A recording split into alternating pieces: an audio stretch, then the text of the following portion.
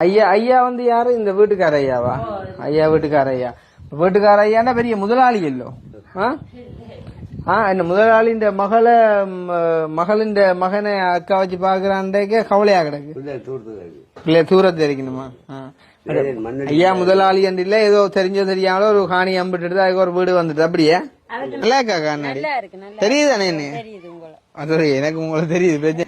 ஆக்கள் சின்ன இருந்தாலும் எங்களுக்கு அனுபவங்கள் நிறைய இருக்குது. சரியா? இன்னொன்று வந்து ஒரு பொய்யும் சொல்ல போனீங்கன்னு சொன்னா அது வந்து உங்களோட பண்பை இன்னும் குறைக்கும் இல்ல. இப்ப எனக்கு முழுமையாக தெரியாது, இருந்தாலும் ஒரு சந்தேகத்தின் பேர்ல இப்ப நான் ஒரு கொஞ்சம் இதுக்குள்ள கணிச்சையில கேட்கிறேன். இப்ப நீங்க அந்த வீட்டுக்கார ஐயாவை நீங்க சொன்னீங்க தானே, அவர் வந்து வீட்டுக்கார ஐயா அப்படின்ற மாதிரி. ஏன்னா இப்ப எனக்குன்னு சொன்னா அவர் வீட்டுக்கார ஐயா அப்படின்ற மாதிரி தெரியல விளங்குதான்.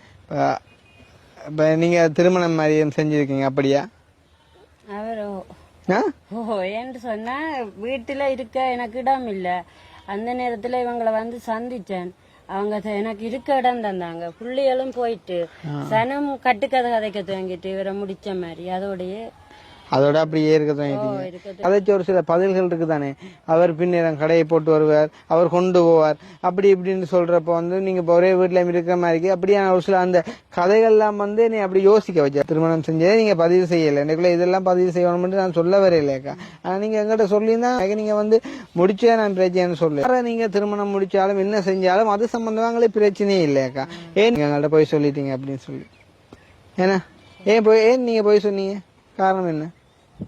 வயசு கூட பயம் வேற மற்ற நீங்க வயசு கூட என்ன சொல்றீங்க? அது ஒரு அக்கா நீங்க வயசு கூட திருமணம் செஞ்சாலே நாங்க ஒண்ணும் சொல்ல மாட்டோம் அக்கா, பிரச்சனை இல்லை. அது இதுதான் வாழ்க்கைன்னு வாழ்றீங்க, அது பிறகு சொல்றதுல வைக்கப்பட்ட பிரயோசனம் இல்லை தானே, கவலைங்கதான்.